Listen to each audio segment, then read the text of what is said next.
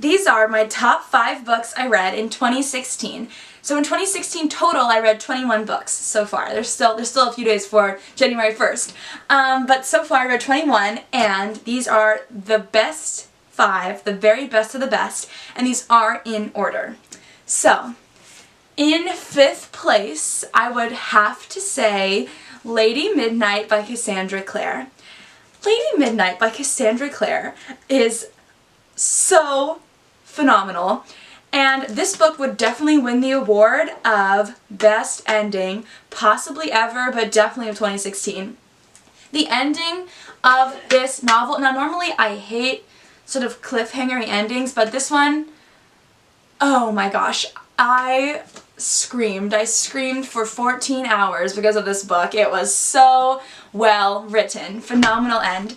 And Lady Midnight basically follows a girl named Emma Carstairs, and she lives with the Blackthorns, which is a cute little fam, and it's in California. Very, very fun.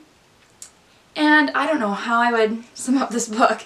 Now, definitely, you are not allowed, no one in this entire earth is allowed to read this book unless they've read at least City of Bones, which is the first book of the Mortal Instruments, and all of the Infernal Devices. I mean, everyone should read the Infernal Devices anyway, but you absolutely must if you're going to read this one, because some old friends make an appearance, and it's beautiful, and you've got to understand it, so read those books and then read this one. In 4th place, I would have A Quart of Misto. A Quart of Thorn and Roses by Sarah J. Maas. This book wins the award of best retelling I've ever read. Absolutely, absolutely.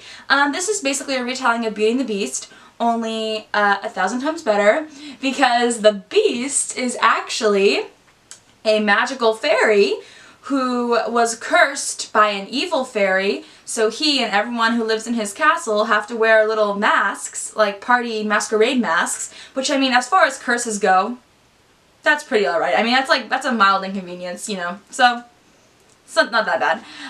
And the main character is Feyre, who, and this book, yeah, I love Feyre. I love Feyre so much. I think Feyre is honestly one of the best protagonists I've ever read, mostly because I've gotten kind of tired of always reading about protagonists who love reading, because, you know, it's fun to relate to the protagonist, but sometimes I want something different. I mean, I love reading, that's why I read books, you know? So I thought it was really cool how Feyre is illiterate. I think that made it really interesting. It was cool to see that kind of hold her back, but then also she can still be intelligent and witty and not read.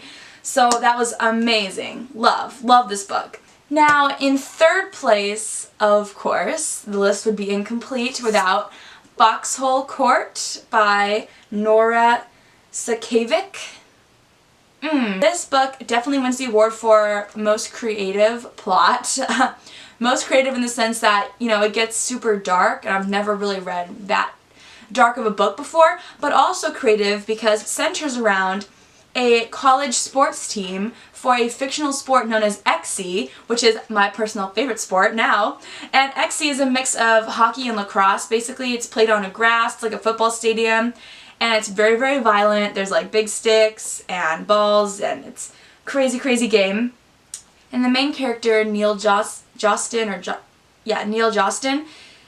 is the newest addition to the Palmetto State University Xe team, and so he is the son of a mobster, and it just gets totally crazy.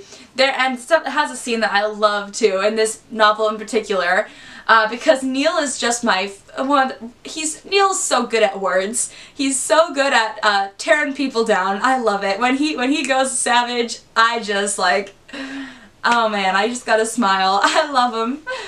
In 2nd place of all of 2016, I'm gonna have to go with Crooked Kingdom. Oh man, okay, I just finished this book yesterday, so it's gonna be hard for me to properly articulate how much I love this book. But I would definitely have to say this book wins the award for best character development in the entire world. I can't believe how well developed these characters are.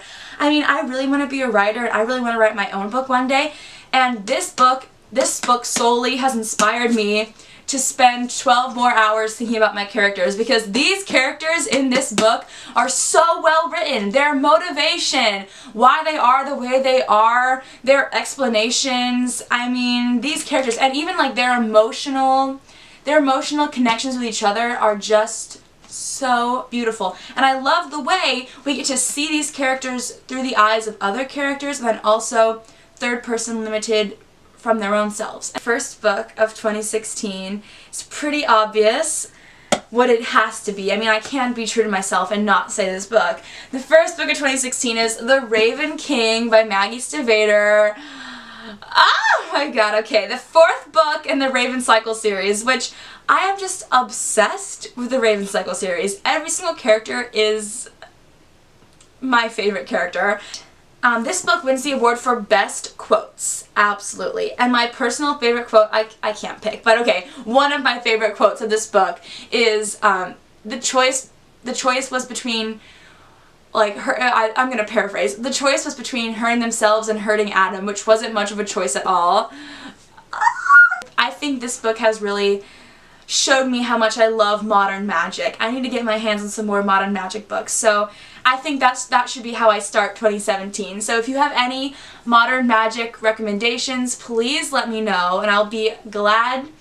I mean, obviously nothing will ever compare to the Raven Cycle series, but, you know, something else just to kind of, to quench my thirst. And that concludes this video. I hope you enjoyed these books, and I hope you have a good 2017 reading year.